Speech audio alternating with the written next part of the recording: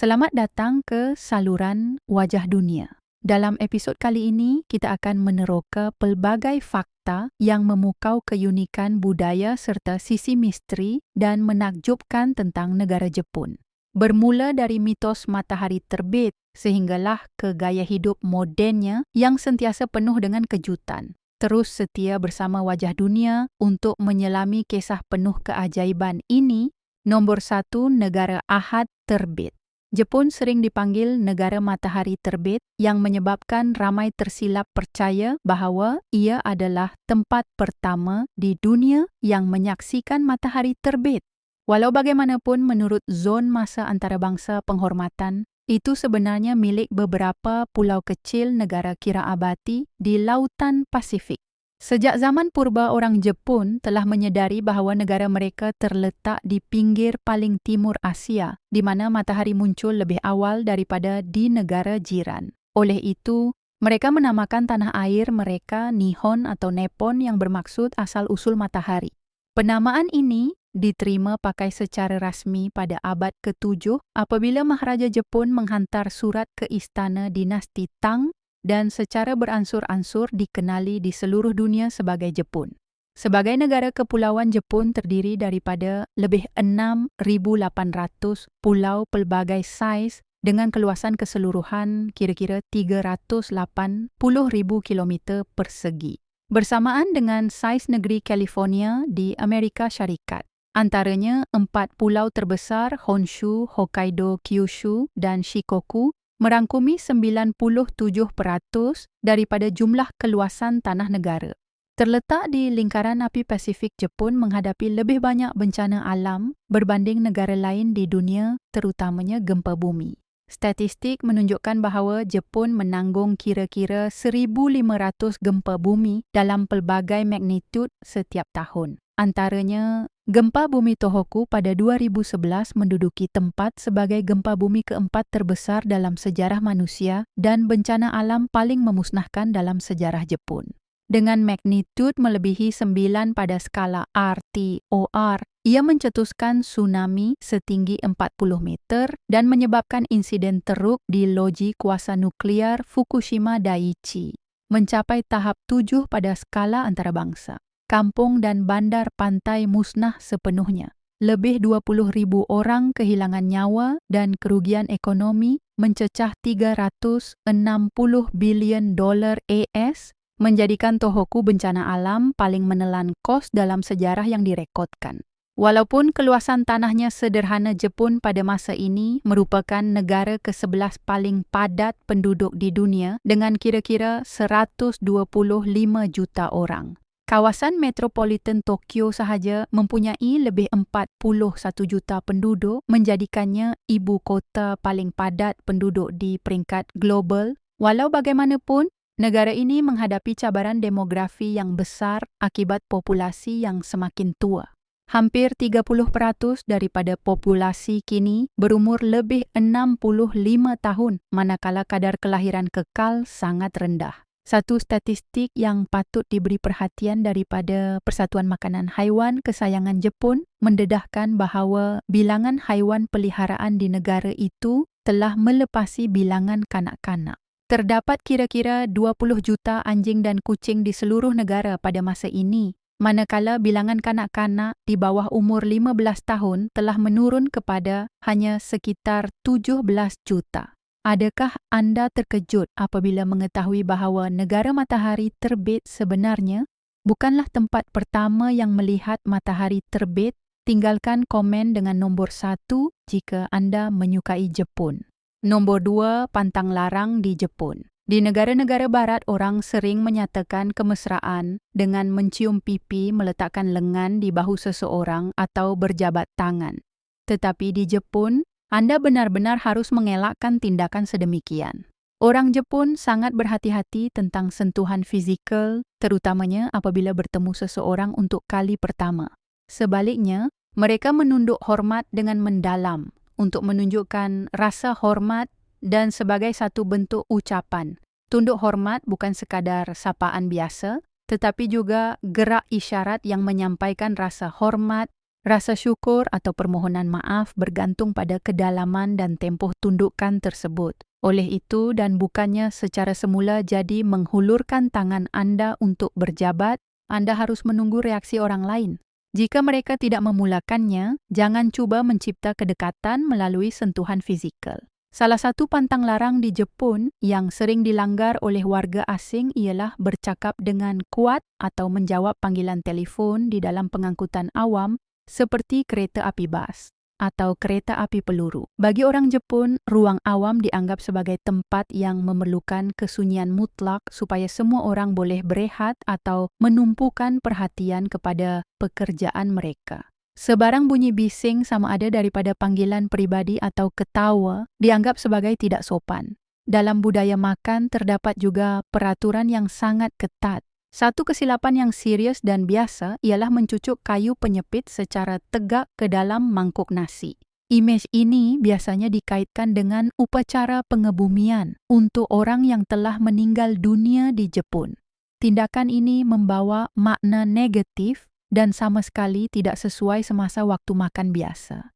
Untuk mengelakkan salah faham atau menyinggung perasaan, Anda harus sentiasa meletakkan kayu penyepit Anda secara mendatar pada tempat letak kayu penyepit atau meletakkannya di tepi mangkuk apabila tidak digunakan. Selain itu, dalam budaya Jepun, menuangkan minuman untuk diri sendiri dianggap sebagai tanda hubungan sosial yang buruk di meja makan. Orang Jepun sering mempunyai tabiat menuangkan alkohol atau air untuk orang yang berhadapan dengan mereka terlebih dahulu dan kemudian mereka pula yang akan dituangkan minuman sebagai balasan. Ini bukan sekadar soal etika, tetapi juga cara untuk menunjukkan keprihatinan dan rasa hormat dalam hidangan yang dikongsi bersama. Jika Anda duduk dengan orang Jepun dan menuangkan minuman Anda sendiri terlebih dahulu, mereka mungkin merasakan bahwa Anda sedang memutuskan hubungan sosial. Akhir sekali, orang Jepun sangat sensitif tentang tatu. Sama ada besar atau kecil, tatu sering mengingatkan mereka kepada yakuza dan kumpulan penjenayah bawah tanah yang membawa kepada tanggapan negatif dalam kalangan penduduk tempatan.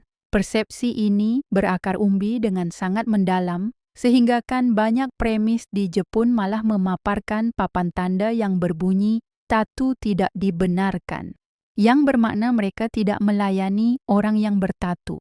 Oleh itu, apabila melawat negara matahari terbit, cubalah sedaya upaya untuk tidak mendedahkan tatu Anda. Nombor 3, wanita Jepun dan kecantikan unik mereka. Apabila bercakap tentang wanita Jepun, Anda mungkin membayangkan seseorang dengan kulit yang cerah, susuk tubuh yang langsing, pakaian yang sopan, dan gerak-geri yang anggun serta comel. Itu sememangnya formula umum untuk wanita di negara bunga sakura tersebut. Mereka mempunyai cita rasa fashion yang ringkas, menggemari pakaian tradisional, dan saya percaya Anda juga telah terpesona dengan imej wanita Jepun yang memakai kimono. Baru-baru ini di platform media sosial X, dahulunya Twitter, imej Saori Araki dalam pakaian pejabat dengan ekspresi pipi kembung telah menjadi tular. Foto itu disiarkan pada 25 Julai 2026 dan dalam masa 1 minggu sahaja ia menarik 76 juta tontonan, membawakan beliau lebih 121,000 pengikut baharu di Instagram. Ini adalah bukti paling jelas bahawa kecantikan dan kecomelan wanita Jepun boleh dengan mudah menenggelamkan gaya fashion yang paling menggoda atau provokatif di dunia sekalipun. Walau bagaimanapun, jika kita menyingkap kembali sejarah piawaian kecantikan di Jepun, tidak selalunya sama seperti sekarang. Pada masa lalu, terdapat suatu masa apabila wanita Jepun tidak mandi setiap hari kerana kepercayaan bahawa kerap mandi boleh menghilangkan minyak semula jadi yang melindungi kulit dan rambut. Terutamanya semasa musim sejuk atau dalam iklim kering melangkau mandi selama 1 atau 2 hari dianggap perkara biasa sepenuhnya. Selain itu, walaupun banyak budaya menganggap tidak bercukur sebagai tidak bersih atau tidak menarik, terdapat satu tempoh di Jepun apabila bulu ketiak dilihat sebagai ciri semula jadi dan juga sensual. Mendengar perkara ini, Anda mungkin berasa lega kerana mereka telah menerima pakai piawaian kecantikan barat. Selain daripada pengaruh kecantikan wanita di Jepun, juga dipengaruhi oleh budaya barat, terutamanya budaya kemerdekaan dan penangguhan perkahwinan Amerika. Ia telah menjadi kebiasaan di bandar-bandar besar untuk wanita yang berumur lebih 30 tahun berstatus bujang bekerja sepenuh masa, menikmati percutian memiliki haiwan peliharaan, dan melabur dalam keuangan. Mereka tidak melihat perkahwinan sebagai satu kewajiban tetapi sebagai satu pilihan. Dan jika mereka perlu memilih seseorang, orang itu mestilah daripada kelas atasan untuk melepasi penapis mereka. Satu tren yang patut diberi perhatian ialah semakin ramai wanita Jepun mendapati lelaki asing menarik. Sebabnya ialah wanita Jepun menghargai percintaan dalam perhubungan, sesuatu yang selalunya tiada pada lelaki Jepun. Ramai yang telah berkongsi bahawa suami Jepun mereka terlupa ulang tahun perkahwinan dan untuk mengucapkan saya sayang awak adalah lebih sukar bagi mereka daripada menyerahkan surat peletakan jawatan. Sebaliknya, lelaki dari AS dan Eropah dianggap sebagai penuh perhatian, sanggup membuat kejutan dan terutamanya pendengar yang baik. Perbezaan ini telah menyebabkan kira-kira 300,000 wanita Jepun berkahwin dengan warga asing setiap tahun. Angka ini terus meningkat terutamanya di pusat bandar seperti Tokyo dan Osaka. Adakah anda ingin tahu bagaimana untuk mendekati atau mendapatkan beberapa petua tentang cara memikat wanita-wanita jelita ini? Tinggalkan komen dengan nombor 3 dan saya akan mendedahkan beberapa maklumat yang sangat berguna. Nombor 4, sisi gelap sejarah empayar. Jepun merupakan salah satu daripada segelintir negara di dunia yang tidak pernah dijajah sepenuhnya sepanjang sejarahnya. Untuk sebahagian besar masa negara ini melaksanakan dasar pengasingan negara, menahan diri daripada berhubung dengan negara asing. Walau bagaimanapun, hanya selepas dipaksa membuka pelabuhannya oleh kapal perang Amerika pada tahun 1853 Jepun memasuki tempoh pembaharuan maji dan mengalami transformasi yang pesat. Dalam masa kurang daripada 40 tahun, Jepun bangkit menjadi kuasa ketenteraan yang memuncak dengan kemenangannya ke atas Empayar Rusia dalam Perang 1905. Ini adalah kali pertama dalam sejarah moden bahawa sebuah negara Asia mengalahkan kuasa Eropah mewujudkan kejutan geopolitik global. Menjelang tempoh sebelum Perang Dunia Kedua, Jepun merupakan satu-satunya negara Asia yang mampu bersaing secara langsung dengan Empayar Barat dalam ketiga-tiga bidang ketenteraan, industri dan wilayah. Pada masa ini, Empayar Jepun mencapai kemuncak wilayahnya membentang dari semenanjung Korea dan Taiwan ke Filipina, Indonesia, Vietnam, Myanmar, dan lebih daripada 1/3 kawasan negara Cina pada hari ini. Walau bagaimanapun, peluasan empayar ini juga meninggalkan akibat yang teruk bagi kebanyakan negara yang diduduki. Di Vietnam, pemerintahan tentera yang keras dan dasar rampasan makanan paksa menyumbang kepada kebuluran pada 1945 yang meragut nyawa kira-kira 2 juta orang. Di Korea, puluhan ribu wanita menjadi mangsa sistem wanita hiburan tentera Jepun.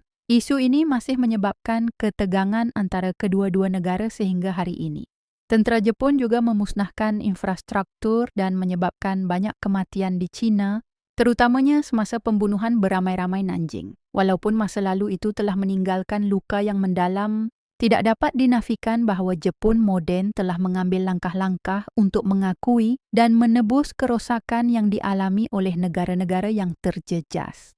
Sejak 1992, kerajaan Jepun telah mengiktiraf secara rasmi tanggungjawab berkaitan dengan sistem wanita hiburan semasa perang dan mengeluarkan permohonan maaf kepada mangsa.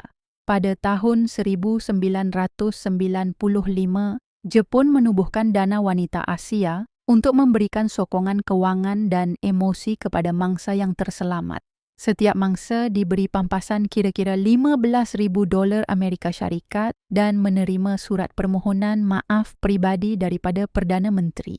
khususnya di bawah Perjanjian Normalisasi Jepun-Korea Selatan 1965. Tokyo Committed memberikan 800 juta dolar Amerika Syarikat dalam bentuk bantuan dan kredit untuk menyokong pembinaan semula ekonomi dengan Vietnam. Selepas memulihkan hubungan pada tahun 1973 dan terutamanya selepas 1992, Jepun menjadi penderma ODA, dua hala terbesar selama bertahun-tahun berturut-turut. Walaupun tidak semua negara berpuas hati dengan tahap permohonan maaf atau pampasan, Jepun kekal sebagai salah satu daripada segelintir negara yang secara proaktif menghadapi masa lalu yang gelap dan bukannya menafikan atau mengelaknya. Nombor 5, ekonomi untuk orang dewasa. Semasa Perang Dunia Kedua, Jepun bersama-sama Itali dan Jerman merupakan antara negara yang dikalahkan oleh tentera bersekutu. Pada masa itu, ekonomi Jepun hampir beku dengan hampir 50% infrastrukturnya musnah dan pengeluaran perindustrian berkurangan kepada kurang daripada 10% daripada paras sebelum perangnya. Dalam masa 3 tahun sahaja, dari 1945 hingga 1948, harga domestik meningkat 70 kali ganda dan Jepun tidak lagi mampu memperoleh mata wang asing kerana ia hampir tidak mempunyai apa-apa lagi untuk diekspor. Walau bagaimanapun, tempoh sukar ini tidak bertahan lama. Sebaliknya, dunia menyaksikan salah satu kisah pertumbuhan ekonomi yang paling ajaib dalam sejarah moden. Dari 1955 hingga 1980, ekonomi Jepun berkembang pada kadar tahunan yang mengejutkan, iaitu lebih 9%. Akibatnya, dalam tempoh 30 tahun sahaja selepas peperangan, Jepun telah menjadi ekonomi kedua terbesar di dunia yang hanya berada di belakang Amerika Syarikat. Kemunculan syarikat seperti Toyota, Sony, Mitsubishi, dan Toshiba merupakan bukti paling jelas mengenai perkembangan yang menakjubkan ini. Pada titik tertentu, Tokyo bahkan dianggap sebagai pusat kewangan baharu dunia mengatasi New York dalam nilai aset keseluruhan, menyumbang hampir 25% daripada kekayaan global. Hari ini, Jepun merupakan ekonomi keempat terbesar di dunia selepas Amerika Syarikat, China, dan Jerman. Taraf hidup di Jepun juga adalah antara yang tertinggi di Asia. Selain sektor ekonomi utama seperti kereta elektronik dan kecerdasan buatan negara matahari terbit, itu juga mempunyai industri yang sangat besar, filem dewasa. Anggaran menunjukkan bahawa industri video dewasa Jepun menyumbang sehingga 20% daripada hasil global dalam sektor tersebut. Setiap tahun, industri AV menjana pendapatan lebih 25 bilion dolar Amerika Syarikat. Sebagai perspektif, pendapatan industri muzik global pada tahun 2024 hanya mencecah 26.7 bilion dolar Amerika Syarikat. Walau bagaimanapun, satu fakta yang kurang diketahui ialah sokongan kerajaan Jepun terhadap industri ini bukan semata-mata untuk sebab ekonomi, tetapi juga bertujuan untuk menggalakkan kelahiran anak dan mengekalkan tahap populasi.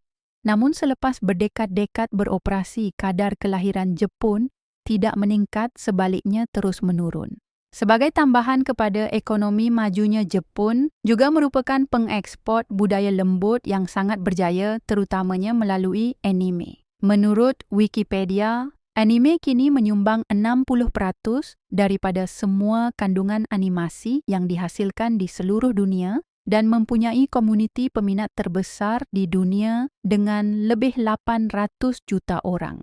Antara siri anime paling terkenal di pasaran domestik dan antarabangsa termasuk Naruto, Dragon Ball, One Piece dan Demon Slayer. Dan jika anda kebetulan melihat seseorang berlari di jalan dengan bahagian atas badan mereka condong ke hadapan pada sudut kira-kira 45 darjah dan kedua-dua lengan direntangkan lurus ke belakang mereka, itu merupakan tanda pasti seseorang yang dipengaruhi oleh budaya Jepun. Nombor 6, budaya kepribadian di Jepun. Orang Jepun terkenal dengan sifat sopan peramah dan lemah lembut. Walau bagaimanapun, keramahan ini selalunya hanya ditunjukkan dalam situasi tertentu, terutamanya semasa interaksi dengan tetamu atau warga asing dalam tetapan awam. Dalam kehidupan seharian, orang Jepun cenderung menunjukkan sikap yang berbeza sama sekali. Masyarakat Jepun mempunyai konsep yang dipanggil tate, yang merujuk kepada tingkah laku dan ekspresi formal seperti senyuman sopan atau tunduk hormat yang sering disalah tafsirkan oleh pelancong sebagai keramahan yang tulen. Jika Anda belum tinggal di Jepun cukup lama, adalah sangat sukar untuk mengenali nuansa-nuansa ini. Orang Jepun cenderung keluar dan masuk dengan senyap, jarang berbual dengan jiran atau dengan ahli keluarga terdekat. Mereka terbiasa meluahkan emosi dengan cara yang tertutup dan jarang mengucapkan kata-kata kasih sayang. Kanak-kanak di Jepun diajar untuk berdikari sejak kecil. Apabila mereka membesar, mereka sering meninggalkan rumah untuk belajar atau bekerja, kemudian berkahwin, dan biasanya tidak tinggal bersama ibu bapa mereka lagi. Malah pernah berlaku kes di mana orang tua tinggal bersendirian di rumah yang berkunci, tidak disedari oleh jiran, sehinggalah bau pelik timbul dan polis dihubungi. Cuma untuk mendapati bahawa ia sudah terlambat. Ruang pribadi dan privasi sangat dihargai pada tahap mutlak di Jepun. Orang ramai berasa selesa apabila tidak diganggu dan walaupun dalam kalangan ahli keluarga, terdapat sempadan yang jelas mengenai ruang pribadi. Ini mempunyai aspek positifnya, tetapi ia juga membawa kepada rasa kesunyian dan pengasingan dalam kehidupan moden. Di taman-taman tepi laut atau ruang awam pada hujung minggu, ramai keluarga dan rakan-rakan masih berkumpul untuk berkelah barbeku atau bersiar-siar. Tetapi semuanya kekal teratur dan agak terpelihara. Orang Jepun sering melakukan perbuatan baik sebagai sebahagian daripada tugas sivik mereka dan bukannya daripada emosi pribadi atau kasih sayang. Akibatnya, gerak isyarat bantuan atau kesopanan mereka kadang-kadang kelihatan tidak ikhlas kepada orang luar, tetapi pada hakikatnya ia hanyalah cara hidup mereka. Menganggap perbuatan baik sebagai sesuatu yang patut dilakukan bukan sesuatu yang luar biasa. Nombor 7 mesin layan diri yang sensitif. Jepun bukan sahaja dikenali sebagai negara dengan pembangunan ekonomi dan teknologi yang cemerlang, tetapi juga kerana mempunyai salah satu sistem pendidikan terkemuka di dunia. Menurut kedudukan PISA 2023, pelajar Jepun menduduki tempat ketiga di peringkat global dalam ketiga-tiga kategori matematik, sains dan pemahaman membaca. Pada tahun yang sama, kedudukan 20 teratas dunia juga menempatkan Jepun dalam kalangan 3 sistem pendidikan teratas di seluruh dunia dan mengiktiraf pelajar Jepun sebagai mempunyai prestasi akademik tertinggi dalam kalangan negara maju. Apa yang menjadikan sistem pendidikan Jepun mengagumkan bukan sahaja pencapaian akademiknya, tetapi juga falsafah pendidikannya yang sangat humanistik. Di Jepun, kanak-kanak berumur 6 hingga 10 tahun tidak diberi tekanan oleh peperiksaan atau grade. Sebaliknya, mereka diajar cara berkelakuan sopan, hidup harmoni dengan orang lain, dan menunjukkan rasa saling menghormati. 4 tahun, pendidikan moral berfungsi sebagai asas penting untuk pembangunan watak kanak-kanak. Ini adalah salah satu sebab mengapa ramai pakar antarabangsa menganggap Jepun sebagai salah satu model pendidikan paling holistik di dunia hari ini. Walau bagaimanapun, di samping kekuatan yang mengagumkan ini, Jepun juga menghadapi aspek kontroversi terutamanya dalam budaya pengguna automatiknya. Negara ini kini mempunyai lebih 4 juta mesin layan diri bersamaan dengan satu mesin untuk setiap 30 orang. Mesin-mesin ini memenuhi pelbagai keperluan, daripada minuman dan makanan hinggalah kepada kosmetik dan produk mudah yang lain. Namun di beberapa kawasan yang jarang penduduknya pelawat mungkin terjumpa mesin yang menjual barangan sensitif, dibungkus secara berhati-hati dan dijual sepenuhnya secara automatik tanpa pengesahan umur. Sesetengah mesin bahkan menawarkan buku foto pakaian dalam wanita atau barangan kontroversi lain. Dan kehadiran produk sedemikian di ruang awam telah mengejutkan ramai pelancong barat akibat perbezaan budaya. Walau bagaimanapun, statistik menunjukkan bahawa mesin-mesin khusus ini hanya merangkumi peratusan yang sangat kecil daripada keseluruhan sistem. Majoriti besarnya masih menyajikan produk praktikal yang biasa untuk memenuhi keperluan harian berjuta-juta orang. Dalam beberapa tahun kebelakangan ini, kerajaan Jepun telah mengetatkan peraturan ke atas pelesenan mesin layan diri di kawasan awam, terutamanya berhampiran sekolah dan tapak pelancongan. Ini mencerminkan usaha kerajaan untuk memelihara imej bertamadun dan mengekalkan keseimbangan antara kemudahan dan nilai budaya. Oleh itu, jika anda pernah mendengar kisah kontroversi tentang mesin layan diri di Jepun, adalah penting untuk memahami bahawa ia hanyalah pengecualian dalam sistem yang sangat teratur dan dipercayai secara meluas. Nombor 8 perkhidmatan paling pelik di dunia. Di Jepun terdapat perkhidmatan yang mungkin kelihatan seperti sesuatu yang keluar daripada filem cerita sains, tetapi sebenarnya wujud dengan agak serius dalam kehidupan sebenar. Salah satunya ialah perkhidmatan penyewaan ahli keluarga. Di bandar-bandar besar seperti Tokyo dan Osaka, terdapat syarikat yang mengkhusus dalam menyediakan pelakon untuk melakonkan watak sebagai kekasih pasangan ibu bapa, atau malah ahli keluarga untuk majlis khas seperti majlis perkahwinan atau mesyuarat ibu bapa dan guru. Pelanggan boleh memilih daripada senarai profil yang mengandungi maklumat terperinci tentang umur, penampilan perwatakan dan personaliti. Bayaran untuk pertemuan ringkas mungkin hanya beberapa ratus, tetapi jika ia untuk acara berskala besar seperti perkahwinan palsu, kosnya boleh mencecah puluhan ribu dolar. Ia mungkin kedengaran pelik pada mulanya, tetapi realitinya ini adalah sebuah industri yang teratur dengan kontrak dan pangkalan pelanggan yang stabil. Selain itu, di Jepun terdapat tempat di mana anda boleh membayar untuk memecahkan barang. Ini ialah konsep bilik pelepas tekanan di mana pelanggan disediakan dengan tukul kayu baseball atau pedang palsu untuk memecahkan barang-barang seperti televisyen pencetak atau peralatan rumah. Ruang ini direka bentuk supaya pribadi dengan kelengkapan perlindungan penuh dan malahan keseluruhan proses boleh direkodkan untuk disimpan oleh pelanggan sebagai cenderamata. Untuk hanya beberapa puluh hingga lebih $100, anda boleh melepaskan semua tekanan anda secara sah dan selamat. Apa yang patut diberi perhatian ialah perkhidmatan ini bukan sahaja popular dalam kalangan golongan muda, tetapi juga dalam kalangan pekerja pejabat suri rumah, malah orang tua sebagai cara yang sehat untuk melegakan ketegangan emosi. Bagi mereka yang mencari sesuatu yang lebih lembut, Jepun juga menawarkan perkhidmatan kelonggaran unik yang dipanggil kafe pelukan. Pelawat tidak datang ke sini untuk berbual, tetapi untuk membayar bagi menikmati detik-detik sunyi di samping orang yang tidak dikenali. Mereka boleh berpegangan tangan rambut mereka dibelai atau sekadar berbaring di sebelah orang lain dalam persekitaran yang mendamaikan. Harga untuk 1 jam pengalaman sedemikian adalah antara $50 hingga $100. Dan sama sekali tidak ada unsur tidak senonoh yang terlibat. Ini dianggap sebagai terapi emosi yang memulihkan kesunyian melalui sentuhan fizikal yang selamat dan murni. Selain daripada ketiga-tiga jenis perkhidmatan ini, Jepun juga menawarkan pelbagai pilihan lain yang sama uniknya.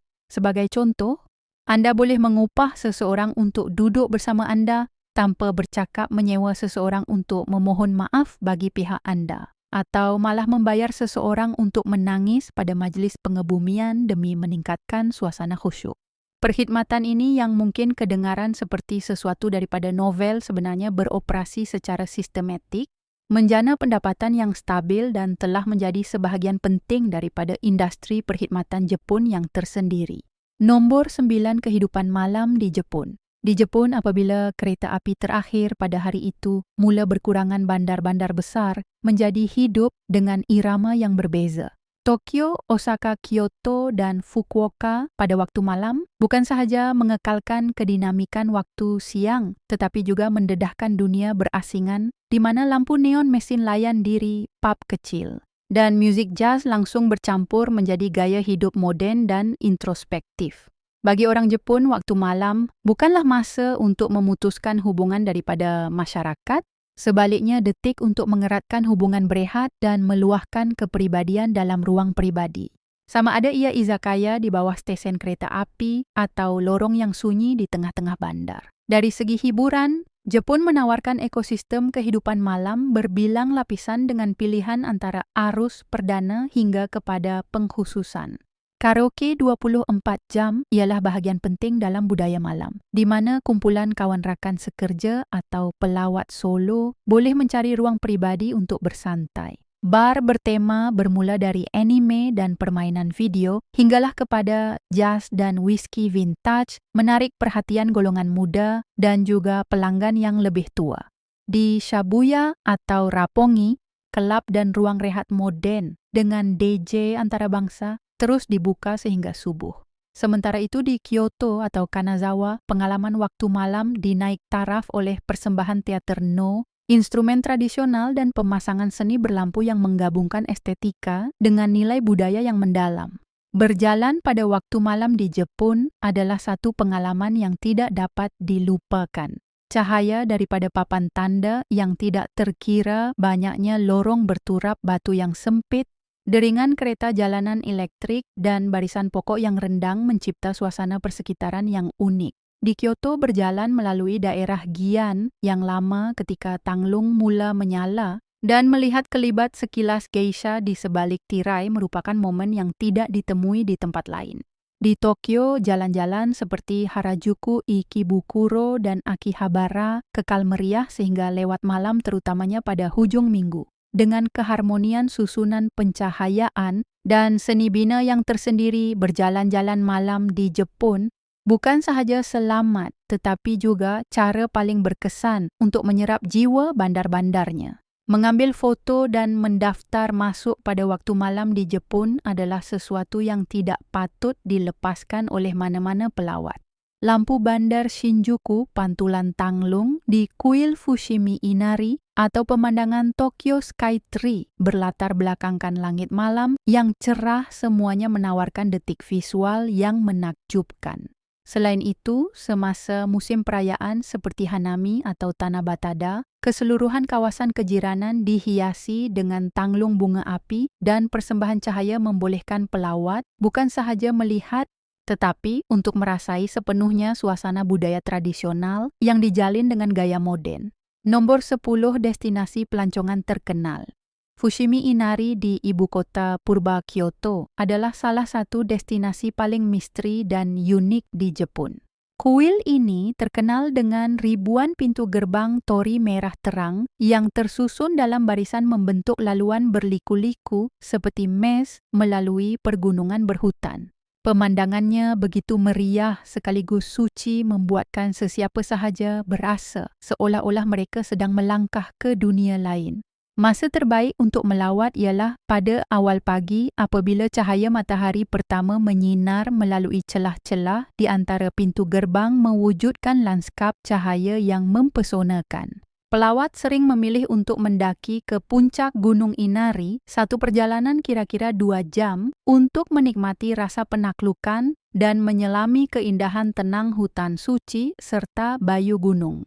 Tidak jauh dari Kyoto Tasik Kawaguchi dan Gunung Fuji mencipta pemandangan yang memukau.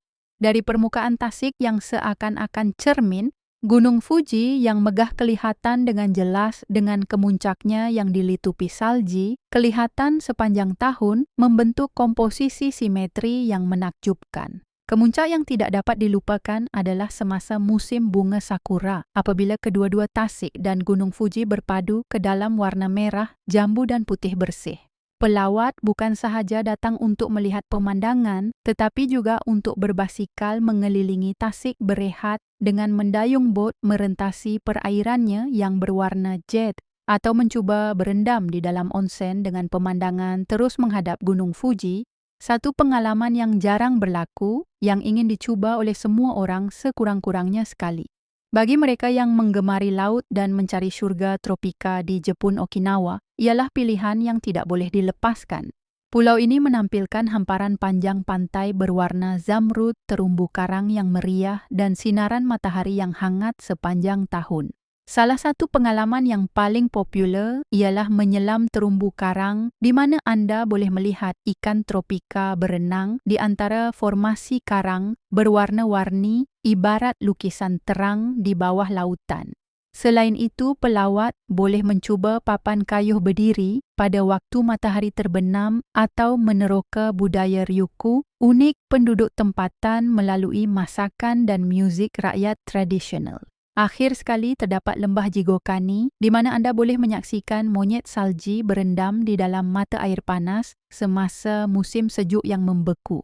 Pemandangan hutan yang diliputi salji, uap yang mendaki dari aliran sungai dan monyet yang berehat dengan mata separuh tertutup seperti manusia membawa ketawa dan kegembiraan kepada semua orang.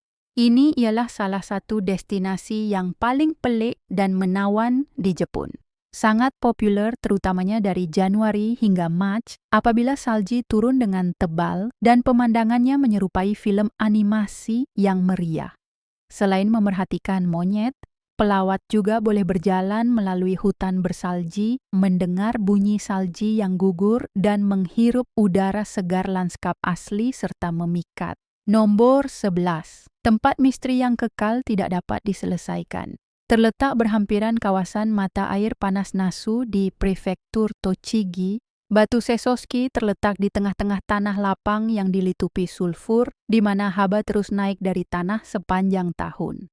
Pelawat sering berjalan di sepanjang laluan berturap batu menghala ke atas bukit, di mana sebuah papan tanda memberi amaran kepada orang ramai supaya tidak menyentuh batu. Itu bukan kerana takhayul, tetapi kerana ia terletak di kawasan gas bertoksik yang ringan. Apabila anda menghampirinya, anda akan melihat sebuah batu besar berwarna gelap terletak bersendirian di atas tanah putih keabu-abuan kelihatan seperti peninggalan yang kaku ditelan masa. Legenda tempatan mengatakan bahawa si Koski mengurung roh musang ekor 9 yang telah dikalahkan dan bertukar menjadi batu. Selama berabad-abad, orang percaya bahawa sesiapa yang menyentuhnya akan menemui musibah. Tetapi apa yang membawa batu ini kepada perhatian negara adalah peristiwa yang tidak dapat dijelaskan pada tahun 2022 apabila ia tiba-tiba terbelah dua. Tiada gempa bumi direkodkan, tiada impak besar dilaporkan, dan batu yang diperbuat daripada bahan yang sangat keras itu telah mengekalkan bentuknya selama beratus-ratus tahun. Pakar kemudiannya mencadangkan bahawa air hujan dan pengembangan terma mungkin telah menyebabkan keretakan, tetapi masa dan kesimetrian belahan tersebut membuatkan ramai yang terkejut. Kedua-dua bahagian itu terpisah dengan bersih dan rata tanpa taburan serpihan.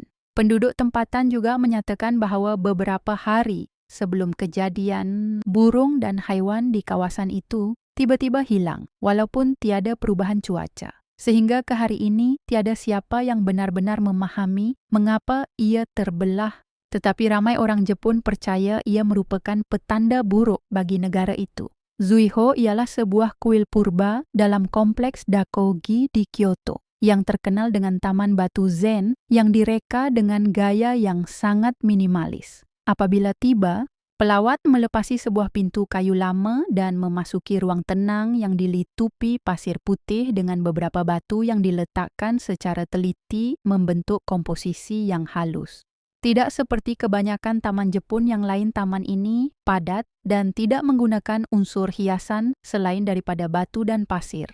Apa yang menarik rasa ingin tahu ialah apabila merakam foto taman pada masa yang berlainan dalam sehari, bayang salah satu batu kadang-kadang condong ke arah yang tidak sepadan dengan kedudukan sebenar matahari. Sesetengah juru gambar telah cuba mengambil gambar pada waktu tengah hari apabila cahaya matahari memancar terus dari atas, namun bayang batu itu masih jatuh pada satu sudut seolah-olah matahari berada di kedudukan lain.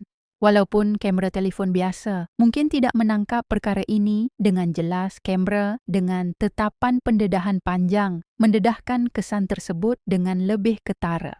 Sesetengah mereka lanskap percaya bahawa dinding sekeliling mungkin memantulkan cahaya kembali mencipta bayang-bayang sekunder yang mengelirukan persepsi. Namun, bahagian yang pelik ialah foto yang diambil pada masa yang sama dari tempat yang sama. Dan walaupun dengan peranti yang sama, ia masih boleh menunjukkan bayangan pada sudut yang berbeza bergantung pada hari tersebut. Taman itu kekal dibuka setiap hari dan tiada sesiapa yang mampu memberikan penjelasan muktamad untuk misterinya. Nombor 2, belas hidangan terkenal di Jepun. Bermula dengan sushi, salah satu kebanggaan terbesar Jepun. Aroma nasi bercuka yang menyegarkan digabungkan dengan kesegaran manis ikan mentah menjadikan hidangan ini bukan sahaja lazat tetapi sebagai satu bentuk seni masakan. Sushi diperbuat daripada nasi putih melekit yang dicampur dengan cuka beras, gula dan garam. Kemudian dipasangkan dengan makanan laut segar seperti salmon tuna udang atau sotong gurita. Terutamanya apabila dimakan dengan sentuhan wasabi yang pedas dan dicelup ke dalam kicap cair yang kaya dengan rasa-rasa hidangan itu dinaik taraf ke tahap kehalusan dan keharmonian yang baharu. Sangat berbeza dengan ini ialah shurcho hidangan yang mungkin menakutkan ramai pengunjung dari barat. Shurcho yang bermaksud anak putih dalam bahasa Jepun sebenarnya ialah kantung sperma ikan jantan, selalunya ikan kod. Apa yang meresahkannya bukan sahaja bahannya, tetapi juga penampilannya yang putih susu lembut dan tekstur yang cair yang sering mengingatkan orang kepada otak haiwan. Walaupun rasanya berkrim dan reputasinya yang berkhasiat, shiracho kekal sebagai cabaran utama bagi pemakan kali pertama. Satu lagi ikon masakan Jepun ialah ramen hidangan mie yang digemari dari gerai jalanan sehinggalah ke restoran mewah. Aroma kuah daripada tulang yang direnih digabungkan dengan mie keemasan yang kenyal menghasilkan mangkuk hidangan yang sangat lazat. Bergantung pada rantau ini, ramen boleh menampilkan kekayaan rasa berkrim tonkotsu rasa ringan shu atau kedalaman rasa pekat dari miso. Apabila dipasangkan dengan telur rebus, separuh masak daging babi chashu, yang lembut dan daun bawang segar, setiap sudu ramen menangkap intipati semangat masakan Jepun. Mengakhiri perjalanan perisa ini ialah takoyaki bebola sotong gurita yang terkenal di banyak jalanan di Jepun. Keharuman tepung gandum bakar bercampur dengan tekstur rangup sotong gurita di dalamnya mencipta tarikan yang sukar ditolak. Takoyaki diperbuat daripada adunan tepung gandum dan stok dashi yang diisi dengan sotong gurita, halia merah, jeruk dan daun bawang. Kemudian dibakar menjadi bebola bulat. Apabila disajikan, bebola-bebola ini diletakkan mayonis sos savuri yang menjadi tanda tangannya dan emping bonito yang bergerak perlahan-lahan di atas permukaan yang panas, merangsang kedua-dua belah mata dan setiap deria. Nombor 13 perayaan unik yang patut diketahui oleh pelancong. Pertama ialah perayaan Hanami. Biasanya diadakan dari akhir bulan Mac hingga awal bulan April bergantung pada kawasan dengan sambutan yang paling ketara. Berlaku di Taman Ueno di Tokyo, Taman Maruyama di Kyoto, dan di sepanjang Sungai Meuro. Ini merupakan masa di mana orang ramai berkumpul di bawah bunga sakura yang sedang mekar untuk menikmati perkelahan makanan dan sake dalam suasana musim bunga yang ceria. Perayaan ini berfungsi sebagai peringatan untuk menghargai keindahan hidup yang sementara dan perubahan yang dibawa oleh masa. Beralih ke musim panas, Anda tidak boleh melepaskan Gian Matsuri yang diadakan sepanjang bulan Julai di Bandar Kyoto. Kemuncaknya ialah perarakan besar kereta berhias yang ditata teliti berarak melalui jalan-jalan bersejarah. Terdapat juga persembahan tradisional dan pasar makanan jalanan yang meriah. Perayaan ini berasal daripada ritual yang bertujuan untuk menangkis wabak penyakit dan membawa keamanan kepada masyarakat. Satu lagi acara musim panas yang digemari ialah Pesta Bunga Api Sungai Sumida yang diadakan pada penghujung bulan Julai di sepanjang Sungai Sumida di Tokyo.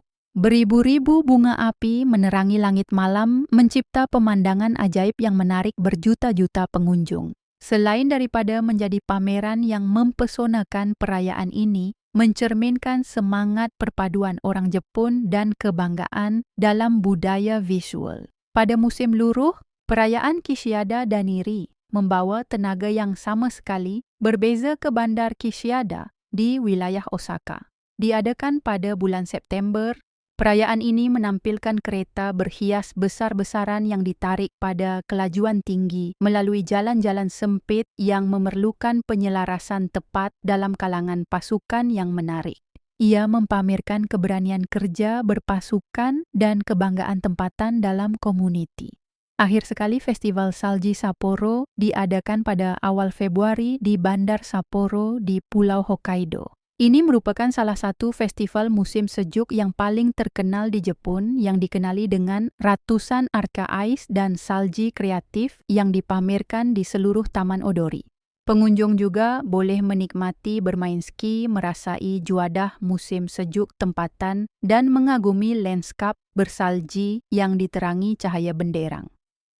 Perayaan itu bukan sahaja meraihkan keindahan salji, tetapi juga mempromosikan budaya seni dan pelancongan Hokkaido. Nombor 14 kos Sara hidup di Jepun. Jika Anda merancang perjalanan jangka panjang atau mempertimbangkan untuk menetap dan bekerja di Jepun, memahami kos Sara hidup adalah penting. Di pusat bandar Tokyo, salah satu bandar paling mahal di Asia, menyewa pangsa puri satu bilik tidur biasanya berkisar antara $800 Amerika Syarikat hingga $1.200 Amerika Syarikat sebulan. Walau bagaimanapun, jika Anda bersedia untuk tinggal lebih jauh di kawasan kejiranan pinggir bandar atau bandar yang lebih kecil seperti Kyoto, Nagoya, atau Fukuoka, kos sewa boleh turun kepada kira-kira $400 Amerika Syarikat hingga $600 Amerika Syarikat. Ini adalah cara bijak untuk mengimbangi perbelanjaan dan kualiti hidup, terutamanya bagi mereka yang bekerja dari jauh atau tanpa perjalanan ulang-alik setiap hari. Sistem pengangkutan awam Jepun dianggap sebagai salah satu yang paling cekap dan mudah di dunia. Perjalanan kereta api yang singkat berharga antara $1 Amerika Syarikat dan $2.5 Amerika Syarikat. Tetapi jika Anda kerap berulang-alik, membeli pas bulanan boleh menjimatkan dengan ketara, biasanya antara $70 Amerika Syarikat hingga $120 Amerika Syarikat bergantung pada laluan. Ini adalah pilihan yang bijak untuk pekerja pejabat atau pelajar antarabangsa. Teksi di Jepun adalah mudah tetapi tidak murah. Perjalanan yang singkat di dalam bandar mungkin berharga antara $6 Amerika Syarikat dan $12 Amerika Syarikat, dan tambang boleh meningkat semasa waktu malam atau pada hujung minggu. Di bandar-bandar yang lebih kecil, basikal ialah mod pengangkutan yang sangat biasa, berpatutan mesra alam dan cara terbaik untuk merasai kehidupan Jepun dengan kadar yang lebih santai. Berkenaan soal makanan, jika Anda memasak di rumah kos barangan runcit bulanan dari pasar raya tempatan atau kedai serbaneka, biasanya berkisar antara $250 Amerika Syarikat hingga $350 Amerika Syarikat.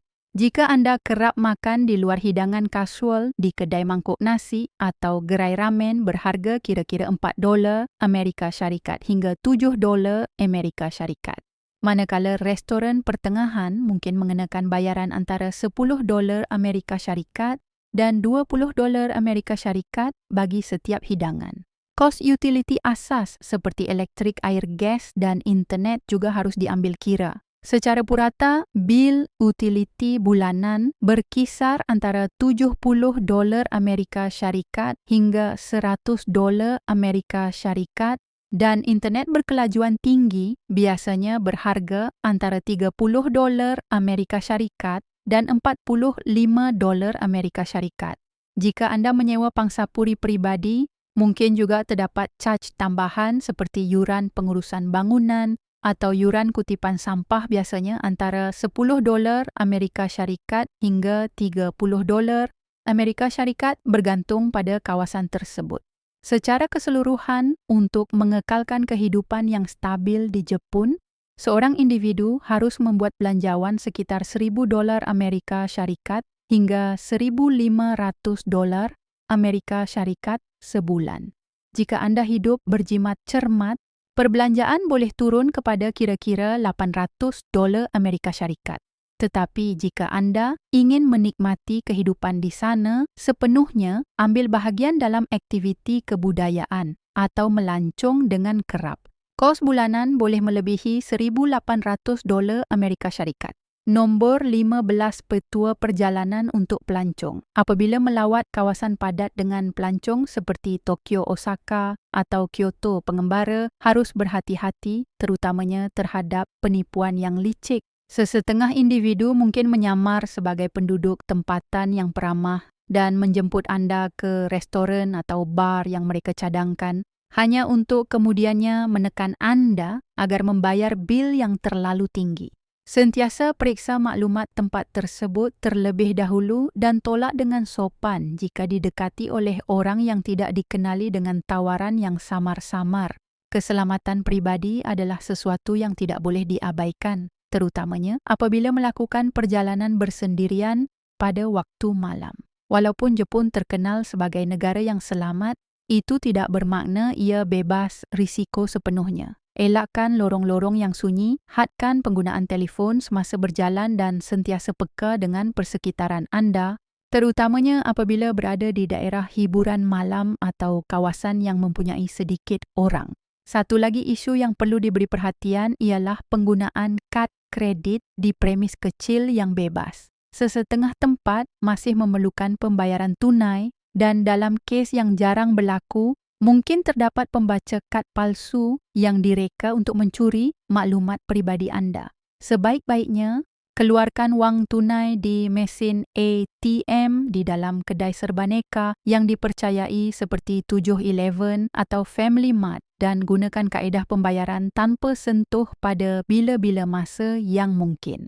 Mengenai kesihatan pengunjung, harus berhati-hati dengan perubahan cuaca mendadak di Jepun, terutamanya semasa musim bunga dan musim luruh.